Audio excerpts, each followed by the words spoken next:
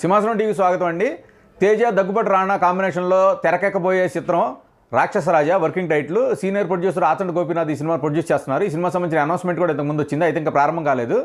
మనకి తాజాగా అందుతున్న సమాచారం ప్రకారం ఈ సినిమా నుంచి తేజ అవుట్ అయిపోయినట్టు తెలుస్తోంది. కథ విషయంలో హీరోకి, ప్రొడ్యూసర్కి, దర్శకుడికి మధ్య సరైన అవగాహన కుదరకపోవడం అనేది దీంట్లో ముఖ్య కారణంగా తెలుస్తుంది. మనకి ఈ విషయం విశ్వసనీయంగా ముందే తెలిసింది, కాకపోతే ఏంటంటే మనం బయట పెట్టడం బాగోదని ఆగాం. అయితే తాజాగా తేజ తన కుమారుడిని హీరోగా లాంచ్ చేస్తూ ఒక సినిమాను ప్రారంభించబోతున్నారు, సొంత చిత్ర మూవీస్ మీద. దీనికి సంబంధించిన కాస్టింగ్ కాల్ అనౌన్స్మెంట్ కూడా ఇచ్చారు. దీంతో తేజ అఫీషియల్గా ఈ సినిమా నుంచి తప్పుకున్నట్టు చెప్పినట్టు అయింది. సో మనం కూడా ఇప్పుడు ఈ విషయాన్ని బయట పెట్టాల్సి వస్తుంది.